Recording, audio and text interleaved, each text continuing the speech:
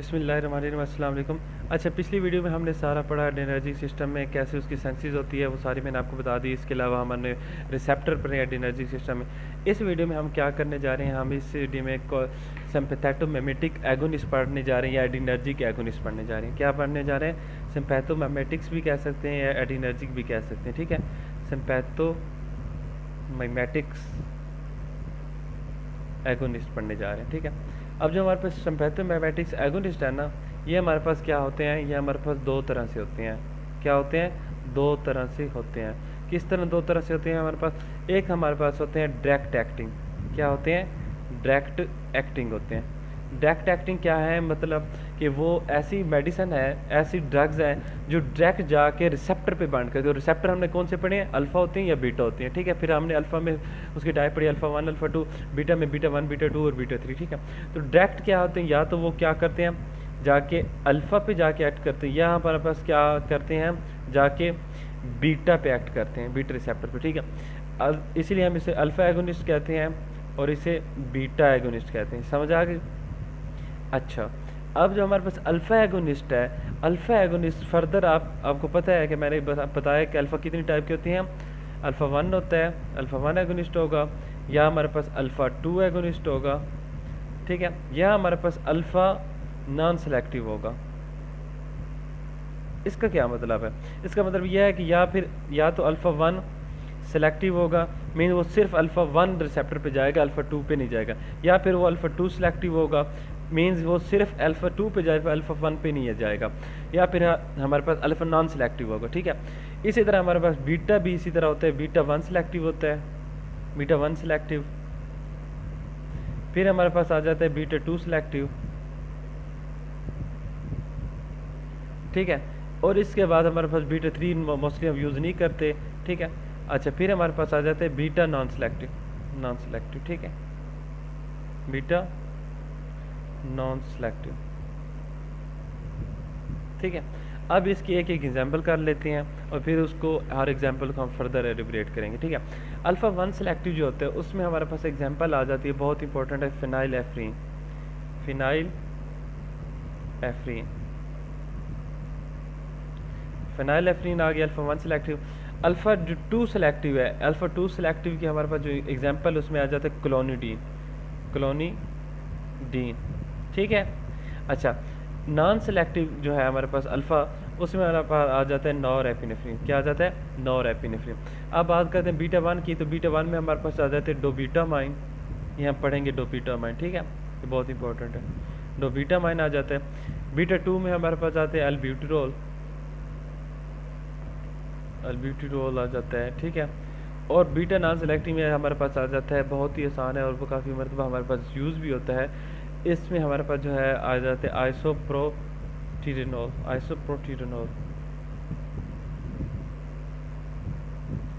आइसोप्रोटीरेनॉल। ठीक है, सॉरी वो मैंने देखा नहीं है, थोड़ा साइड पे था। ठीक है, अच्छा, ये हमारे पास क्या हो गया, सारे हमने एक एग्जांपल करके इसकी क्लासिफिकेशन कर ली। ठीक है, ये था हमारे पास डायरेक्ट के साथ हमने दूसरा क्या पढ़ना था, इनडायरेक्ट। अब जो हमारे पास इनडायरेक्ट होते हैं ना, इनडायरेक्ट एक्टिंग, वो हमारे पास क्या होते हैं, वो हमारे पास दो तरह के होते हैं सिर्फ।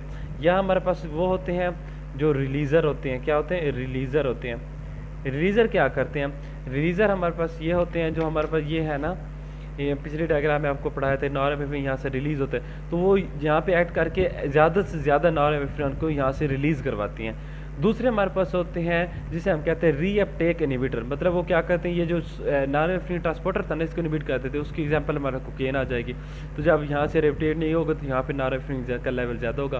तो एक तो हमारे पास रिलीज़र है, रिलीज़र है, और दूसरा हमारे पास क्या है, रीअपटेक इनहिबिटर है। क्या है? रीअपटेक इनहिबिटर आ जाते हैं। और रीअटैक इनहिबिटर की एग्जांपल क्या है? शाबाश, कोकेन। और रिलीज़र की एग्जांपल क्या है? एम्फेटामाइन।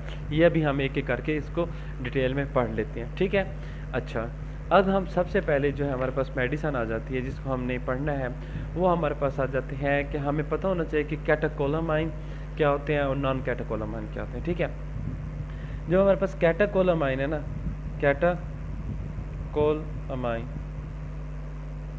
ये हमारे पास, इसमें हमारे पास कौन कौन से आ जाते हैं एगोनिस्ट। ठीक है, इसमें हमारे पास आ जाते हैं एपिनेफ्रीन, नॉरएपिनेफ्रीन, डोपामीन, ठीक है। इसके अलावा हमारे पास आ जाते हैं डोब्यूटामाइन, डोब्यूटामाइन, और इसके साथ हमारे पास आइसोप्रोटीनोल भी इसमें आ जाता है। किसमें? आइसोप्रोटीनोल। ये मैं क्यों बता रहा हूँ, जो कैटेकोलामाइन होते हैं ना, ये हमारे पास जो होते हैं डिग्रेड हो जाते हैं माओ के ज़रिए, माओ एंजाइम के ज़रिए एंड कॉम-टी के ज़रिए, ठीक है।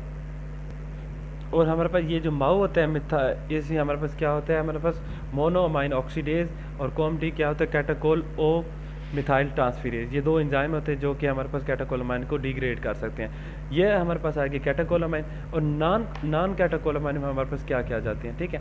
नॉन कैटाकोलामाइन जो होते हैं हमारे पास, नॉन कैटाकोलामाइन, उसमें हमारे पास क्या क्या एग्जांपल आ जाते हैं। नॉन कैटाकोलामाइन में आपने सिंपल याद रखना है कि फिनाइल एफ्रीन आ जाता है, फिनाइल एफ्रीन याद आता है। इसके साथ साथ एफिड्रीन आ जाता है। एफिड्रीन एक रिलीज़र है, अभी मैं आपको पढ़ाऊँगा। एफिड्रीन आ जाता है, ठीक है। इसके अलावा एम्फेटामाइन भी हमारे पास एक रिलीज़र है, एम्फेटामाइन आ जाता है, ठीक है। अब हम जो है ना एक एक ड्रग को पढ़ते हैं। सबसे पहले हम पढ़ेंगे एम्फेटामाइन को, क्योंकि ये काफ़ी ज़्यादा आसान है, तो हम इसको यहाँ से स्टार्ट करते हैं। एम्फेटामाइन को मैंने आपको पहले ही बता दी, ये हमारे पास रिलीज़र है। ये क्या करते हैं, यहाँ पे जाके एक्ट करेगा और यहाँ से ज़्यादा नॉरएफ्रिन का रिलीज़ करोगे। आपने अगर ये डायग्राम नहीं समझी तो पिछली वीडियो में ये समझ लें, ठीक है। अब क्या करते हैं, हमारे पास ये डिस्प्लेस करते हैं, जो हमारे पास स्टोर है ना, रिलीज़ करवाता है, रिलीज़ स्टोर नॉरएपिनेफ्रिन। ये नॉरएपिनेफ्रिन जो स्टोर है उसको रिलीज़ करवाता है। इसके अलावा ये हमारे पास क्या करते हैं, ये हम इसको ट्रीटमेंट में यूज़ कर सकते हैं नार्कोलिप्सी के, ठीक है, नार्कोलिप्सी। अब नार्कोलिप्सी क्या होती है? नार्कोलिप्सी वो डिजीज़ होती है जिसमें एक पर्सन को ज़्यादा नींद आती है, पढ़ते पढ़ते सो जाना, गाड़ी चलाते सो जाना, ठीक है।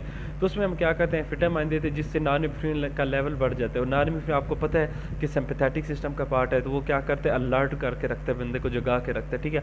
इसके अलावा हमें एक बच्चों में डिजीज़ हो जाती है जिसमें क्या होता है, कभी हम बच्चों को खिलौना देते हैं या कोई चीज़ देते हैं, हम कहते हैं ये गेम खेलो, तो थोड़ी देर के बाद उसमें उकता जाता है, वो कहते हैं नहीं कुछ और मुझे चाहिए।